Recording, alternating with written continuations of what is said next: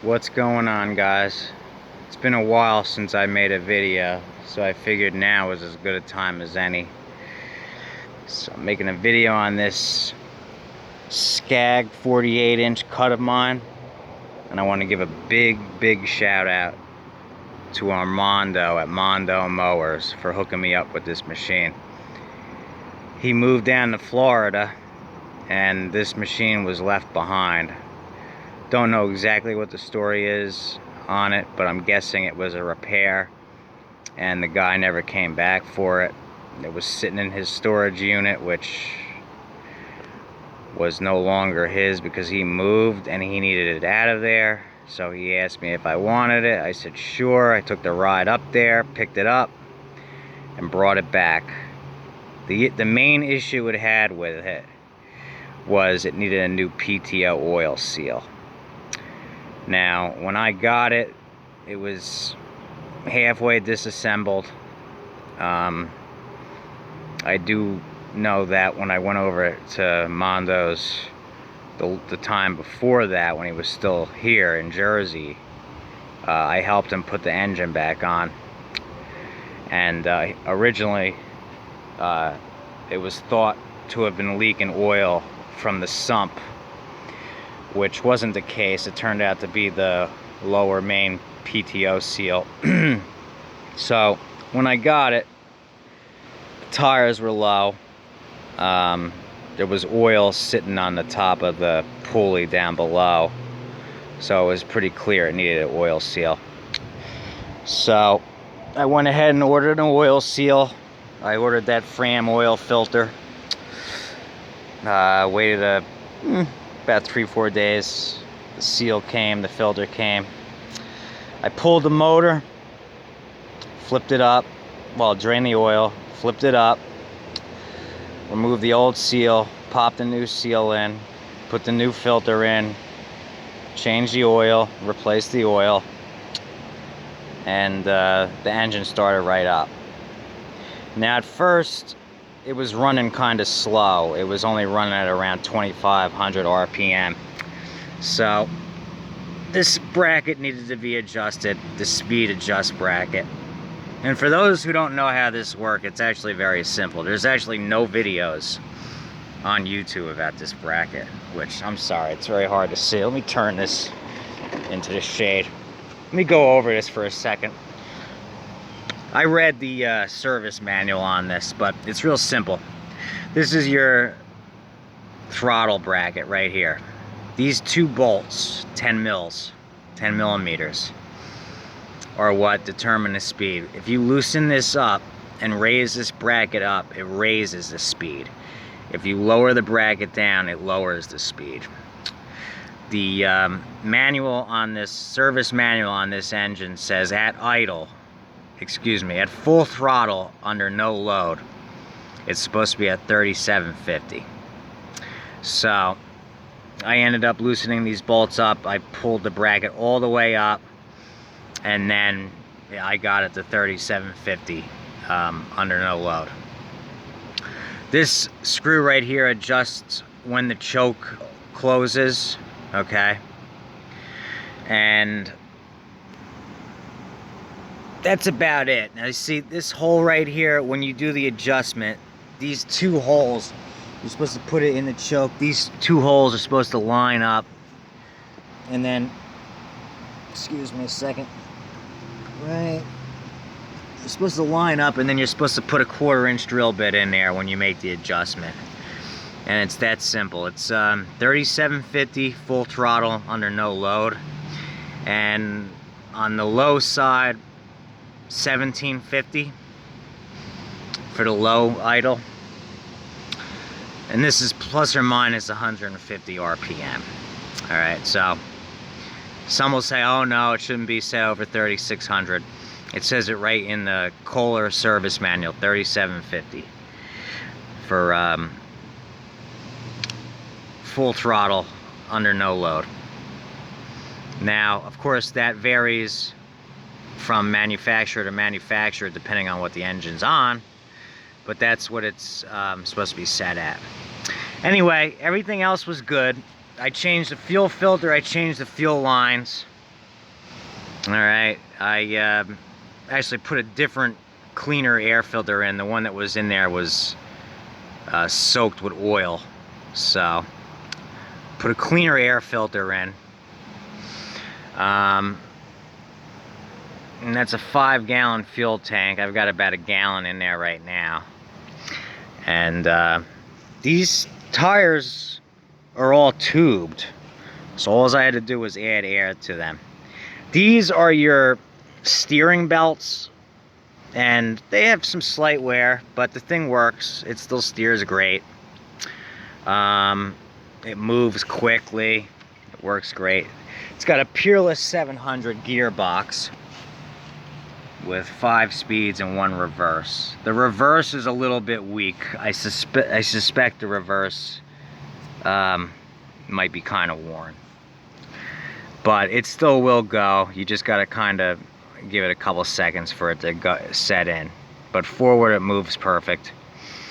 What else? It was very grimy up under there. It still is, but not nearly as bad. It was very, very grimy under there from this thing leaking oil and picking up dirt, and it just, the amount of grime under there was amazing. So, cleaned that all up. Touched up the engine with a little that 99-cent touch-up black paint, and looks great, like I said. And also, to set your deck height, there's these spacers here, and then the way this works is all you do is to raise the deck, you add more spacers down below, and it raises the deck up. One was missing on this side, so I had to find something to level it off. The clutch wire had been cut, so I had to put the wire back together. That's good now.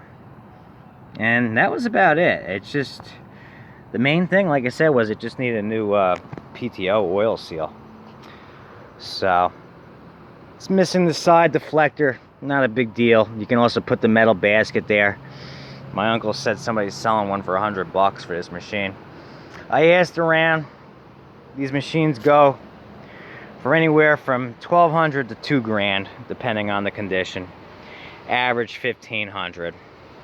And the condition that this one's in, I should be able to get the $1,500 for this machine, no problem. Probably gonna start out at 8, get talked down to 15, but I mowed my lawn with this thing in 3 minutes. And let me tell you, before you mow your lawn with a commercial mower, you don't know what it's like to mow your lawn. It's just a totally different experience. I mean, it cuts so much better. It gets done so fast. And just the capability of the machine is amazing. So that was my first time actually mowing with an actual commercial mower, and I really enjoyed it. And it cuts beautifully. See, so 3 minutes I was done. So I'm gonna end up making another for sale video of this thing. I'm gonna wash it real quick. I'm gonna give it a quick wash, nothing crazy, you know, just to get some of the extra grease and dirt off of it, make it as clean as I can, you know, nothing crazy. And then I'm gonna list it for sale, so I'll have another for sale video up of it. So now let me go ahead and start her up. Choke, key on, neutral. Okay. And that pulled on me. One of the reasons it pulled, by the way, is because I didn't have this vent open. So it kind of locked on me. But now it'll be alright. Let me just get it free. There we go. It does that occasionally, no big deal. Pull start only. If you really wanted to, you could add an electric start. It's got the spot for it. It's a typical Kohler command engine. It's a good, reliable one. So if you really wanted to, you could fit a battery in there and you could add electric start, but it's really not necessary. It does start easy. So let me go ahead and start her up. Choke once. Ooh. Take it off choke. Okay. There it goes.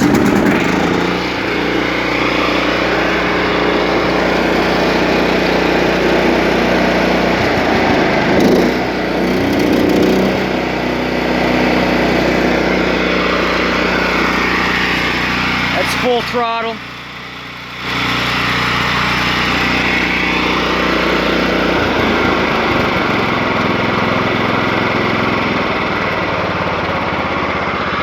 That's low.